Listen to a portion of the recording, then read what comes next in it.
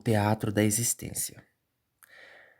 Era uma cidade horrível aquela, desprezível por natureza. Homens sem honra, mulheres sem delicadeza e crianças endiabradas que corriam de um lado para o outro sem ira nem beira. As ruas daquela cidade eram esburacadas, as calçadas tortuosas e o estrume marcava os quarteirões de esquina a esquina. Não havia lei naquela cidade. O certo e o errado eram abstrações. O bonito e o feio estavam no mesmo nível e nenhum dos dois superava uma parede mijada. As casas eram ou cinzas de fuligem ou marrons, não o marrom puro das árvores ou da terra fértil, um marrom vulgar que pintava a cidade com toda a sorte de imundície humana. Naquela cidade, o sofrimento passeava sem correntes, a fome visitava tantos quanto podia e a maldade cavalgava num grande corcel negro sem rédea nem chicote, derrubando todos à sua frente. A prostituição dominara muito aquela cidade. Mulheres prostituíam seus corpos por dinheiro e os homens prostituíam sua honra, sua palavra, sua dignidade e tudo mais que, se quebrado ou desfeito, poderia valer um copo de cerveja preta. Não havia festas naquela cidade, nem cerimônias. Não havia casamentos nem aniversários. Metade da população eram bastardos e a contagem de anos fora substituída pelo vigor contra doenças e resistência contra a febre de esgoto, muito comum naquela cidade maldita. Também não havia diversão naquela cidade. As pessoas não compravam nada e só vendiam quando necessário, plantavam para comer e roubavam quando sentiam vontade. Não havia confiança naquela cidade, e a educação fora a primeira das virtudes a deixar o local. Ninguém dizia bom dia e ninguém desejava uma boa noite. Os mortos naquela cidade não eram enterrados, velados ou sepultados. Seus corpos permaneciam exatamente no lugar em que caíram desfalecidos pela última vez. Ninguém os tocava, ninguém os cobria, ninguém fazia nada. Eles permaneciam ali, acompanhados por sua própria decomposição. Após alguns meses, sem carne ou tecido para segurar, os ossos eram levados pelo vento. Se os cães não fizessem o trabalho antes disso. A única homenagem prestada a eles, se é que podemos chamar de homenagem, era feita ao ter seus nomes riscados do registro da cidade, como que não mais fazendo parte daquele lugar. Não havia muitas coisas naquela cidade e os seus moradores conseguiam ser ainda mais vazios, sem histórias para contar à noite nem objetivos para o dia seguinte, além da própria sobrevivência, é claro. Mas uma coisa havia naquele local, disso não tenho dúvida. No centro da cidade, bem no meio da Rua das Lamentações, em frente ao prostíbulo das Irmãs Queiroz, havia um teatro. Grande e chamativo, com suas luzes que percorriam não menos que 3 tons de vermelho ao longo da fachada. Suas proporções seriam ainda mais impressionantes se não dividisse metade do espaço do prédio com um cinema abandonado ao seu lado. Na fachada estava o nome pelo qual todos o conheciam, o Teatro da Existência. Aberto todas as terças a partir das 7. Quando este dia chegava, toda a atmosfera da cidade mudava. As pessoas limpavam suas varandas, abriam a janela de suas casas e endireitavam suas colunas, olhando não mais para baixo, mas erguendo suas cabeças como homens e mulheres de bem. Alguns iam mais longe, como o senhor Luiz da Rua de Baixo, o qual todos chamavam de Velho God, por exemplo, que se forçava a cumprimentar os que iam e vinham pela rua, e, aos mais chegados, até esticava os lábios, dando um sorriso caloroso, mesmo que deserto de dentes. Por um dia em 7, aquela cidade ia da água para o vinho, de um lugar decrépito e absolutamente imundo, repleto de pessoas desprezíveis, para uma cidade viva e com predicados únicos, quase que um bom lugar para se viver. Apesar da grande estrutura, o teatro era familiar e bastante modesto, sendo mantido por 3 irmãos, 2 deles gêmeos, que herdaram o teatro de seu pai. A época deste acontecimento e a idade do teatro ninguém sabia ao certo. Juntos, os 3 irmãos cuidavam das finanças, despesas e outras burocracias. Separados, eles exerciam cada um a sua função para manter o teatro em pé. A primeira dos 3 irmãos era a vida, com seu olhar irresistível no castanho mais puro que se possa imaginar, seus cabelos negros como a noite sem lua e lisos como o mar sem ondas. Ela era responsável por abrir as portas do teatro, convidar as pessoas a entrar, acender as luzes, ligar os holofotes e dar boas-vindas ao público. No período de 1 hora compreendido entre o pôr do sol e a abertura do teatro, a vida saía pelas ruas cumprimentando a todos quanto podia. Chamando-os para o teatro, ela caminhava sem parar e sem o menor sintoma de cansaço. Em pouco tempo, ela dava voltas e mais voltas nos quarteirões da vizinhança e, de alguma forma, ela conseguia mudar o humor das pessoas. Ela atraía todos para si, de modo que era quase impossível recusar o seu pedido. Por seu esforço, todas as terças o teatro lotava de gente. A capacidade máxima do local era de 1.600 pessoas, mas nem de longe isso impedia que 2, 3 e às vezes até 4.000 espectadores entrassem para apreciar o espetáculo. A vida era excepcional e todos gostavam da vida. O segundo dos irmãos era o Amor, irmão gêmeo da vida. Ele era o ator principal do teatro. Sua função era ir para o centro do palco e entreter o público, e nisso ele era muito bom. Todos aplaudiam de pé quando ele chegava, e, ao longo de 2 horas, ele conseguia fazer as pessoas chorar, se emocionar, se encolher nas cadeiras de tensão e dar gargalhadas aos montes. Ele levava o público para onde quisesse, com suas caras e bocas. Fora do palco, ele não demonstrava nenhuma peculiaridade, porém, quando este se punha em frente ao público, ele demonstrava ter um domínio total do seu corpo. Entonação de voz, trejeitos no caminhar, movimentação dos braços e, até mesmo, na forma de piscar os olhos. Era como se todo o seu corpo trabalhasse em conjunto para entregar uma atuação única. O amor era excepcional e todos gostavam do amor. O terceiro dos três irmãos era a morte. Suas atividades no teatro eram exatamente opostas à da vida. Enquanto a vida abria as portas do teatro, chamava as pessoas, ligava os holofotes e ia para o centro do palco dar boas-vindas ao público, antes do amor chegar, a morte era responsável por abaixar as cortinas, apagar as luzes, desligar os holofotes, fechar as portas do teatro e tirar o amor do palco.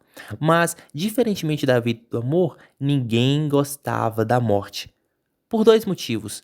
Primeiro, porque a presença da morte significava que o espetáculo acabara, que o show chegara ao fim, que eles teriam que levantar das cadeiras e voltar para suas vidas medíocres e sem alegria. Para eles, a função da morte era basicamente mandá-los embora no fim do espetáculo. Segundo, porque, pelo fato da morte estar sempre nos fundos, atrás das cortinas, longe de todas as luzes e holofotes, ou seja, por estar na completa escuridão, as pessoas não conseguiam ver a morte, e ninguém jamais, com exceção de seus dois irmãos, viu o seu rosto.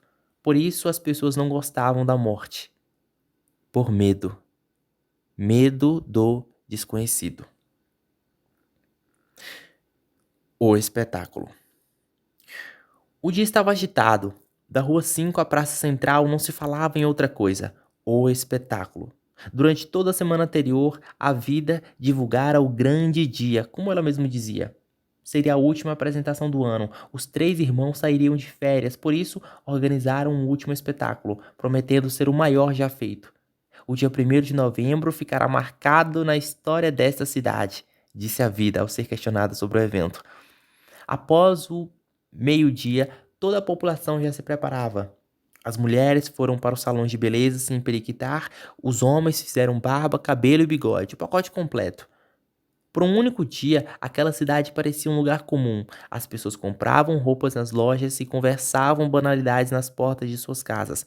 A lanchonete do velho Alfredo da Boca Grande abrira e o café do casal estrangeiro que ficava quase nos limites da cidade também estava funcionando. O sol se pôs e com ele o relógio da prefeitura bateu pela segunda vez às 6 horas. As pessoas começaram a sair de suas casas e a vida ficou na porta, recepcionando a todos que entravam. Às 6h30 já não havia mais espaço no teatro. Ainda assim, mais pessoas entravam, de modo que, faltando 10 minutos para o começo do espetáculo, as pessoas já se amontoavam junto à porta, sem lugar para se sentar. 7 em ponto.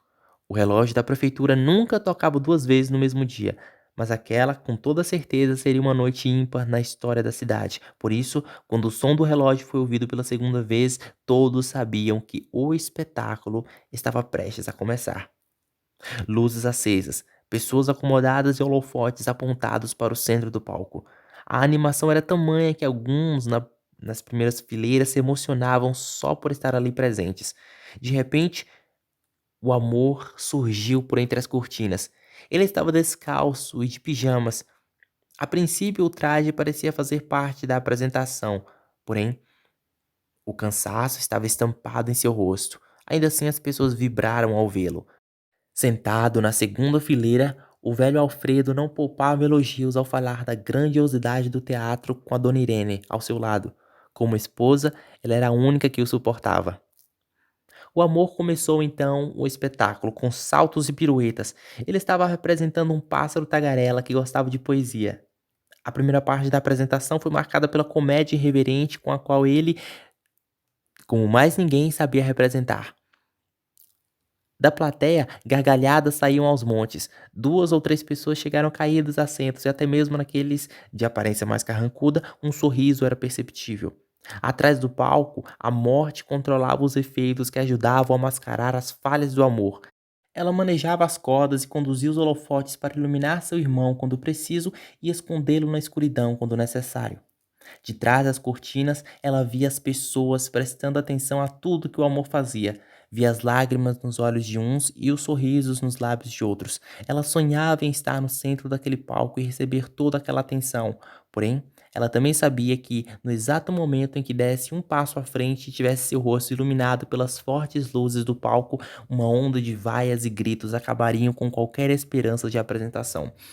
O teatro da existência funcionava há muitos anos naquela cidade, e durante todo esse tempo a morte era responsável por abaixar as cortinas, apagar as luzes e holofotes e fechar as portas do teatro. A morte representava o fim da apresentação e da alegria, o limite para o curto entretenimento daquelas pessoas que, saindo do teatro, teriam que voltar às suas tristes rotinas com obrigações sufocantes e desprovidos de qualquer alegria. As pessoas odiavam seus trabalhos, suas esposas, seus maridos, suas casas, odiavam até mesmo seus corpos, mas acima de tudo, eles odiavam a morte, por acabar com a única fagulha de alegria que eles tinham. Na plateia tudo parecia ir bem. A vida atendia as pessoas e servia de apoio a seu irmão, porém, no palco, o amor estava claramente abatido, não apenas pelo cabelo bagunçado, o corpo mole e as vestimentas destoantes. Em volta de seus olhos uma forte marca de sono. Seus olhos estavam quase que completamente fechados e foi só terminar a primeira parte da apresentação que ele paralisou no meio do palco por uns 2 minutos. Ele ficou lá, bambeando de um lado para o outro, ameaçando cair para a direita ou para a esquerda. Os mais otimistas teimavam em acreditar que tudo aquilo fazia parte de uma apresentação maior e que no fim as coisas fariam sentido e eles aplaudiriam de pé extasiados. Entretanto, quanto mais o tempo passava, mais as coisas perdiam sentido. Fim da primeira parte. Intervalo. Algumas pessoas comentavam que o amor estava diferente, que havia algo estranho em sua feição. Porém, até então, a distância entre o palco e a plateia e a emoção diante do espetáculo impediram que elas percebessem a aberrante aparência do amor. Após algum tempo, todos voltaram a seus lugares. Atrás das cortinas, a vida e a morte interrogavam o amor sobre sua aparência deplorável, mas ele nada falava.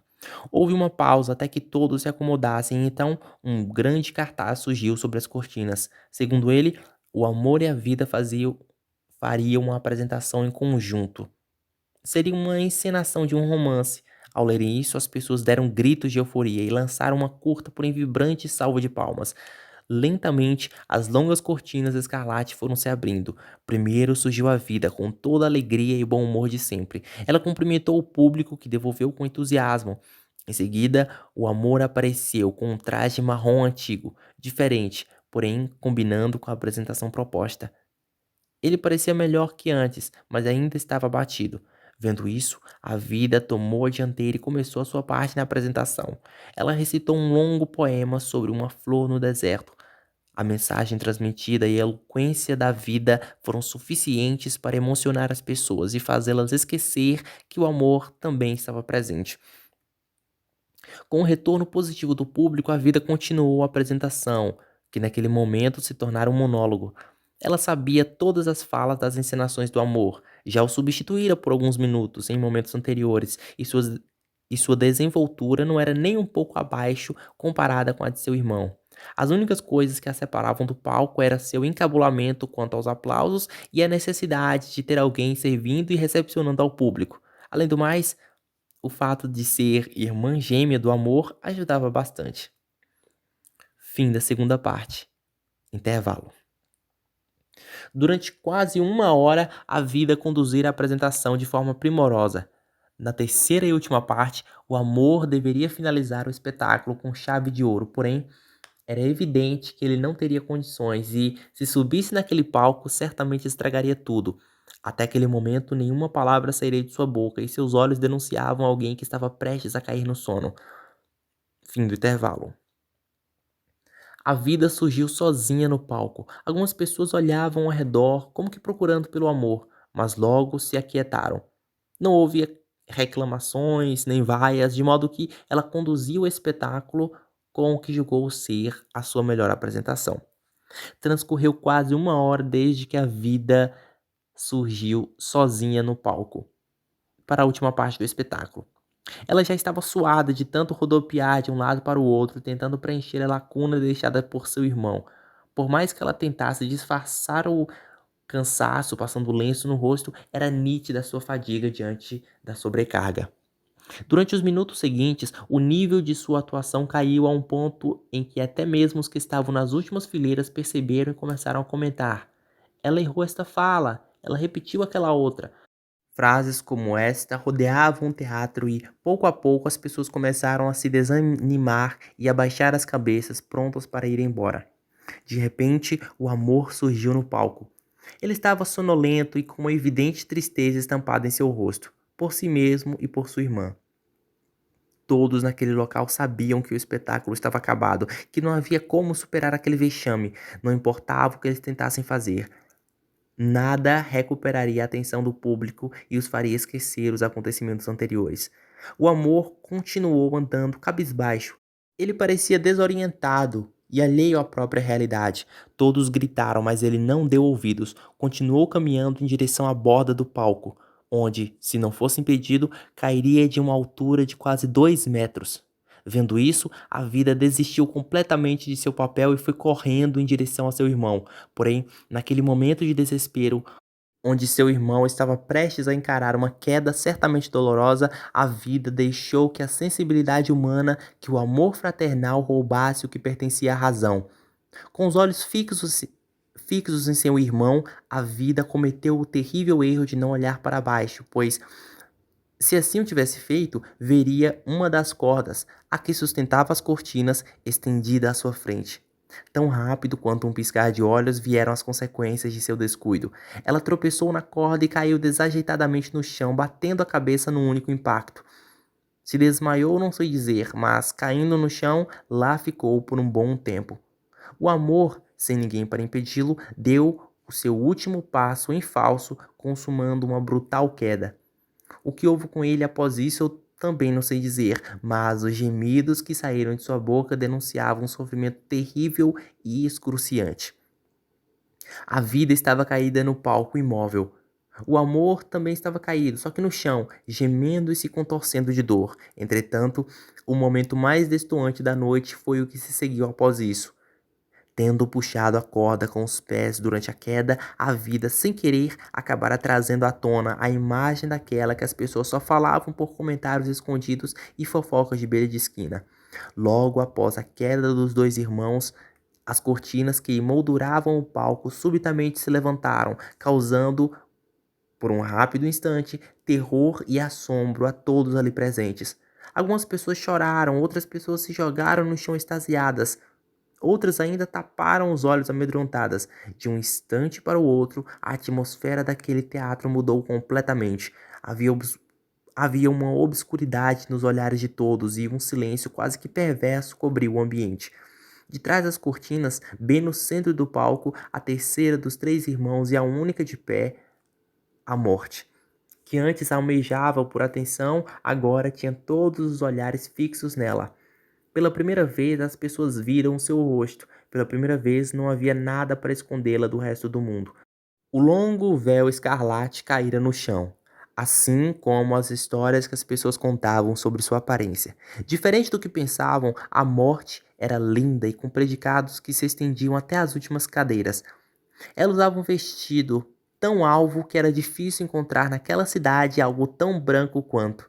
Não havia brincos nas orelhas, nem anéis nos dedos ou qualquer outro penduricalho feminino, apenas um longo cabelo ondulado emoldurava o seu rosto delgado, mas sem magreza.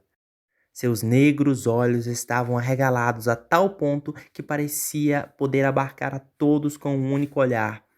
Ela deu 2 passos em direção às luzes, saltou por sobre o corpo da vida e continuou andando até chegar à borda do palco, onde parou. Sem falar uma única palavra, ela esticou levemente os lábios, anunciando um sorriso vindouro. As pessoas então se levantaram e, como que planejado, aplaudiram em uníssono a jovem moça de beleza outrora subestimada. Ela retribuiu com um sorriso perolado e puro como ninguém jamais havia visto antes naquela cidade maldita. E, daquele fatídico dia em diante, todos passaram a amar e a reverenciar a morte.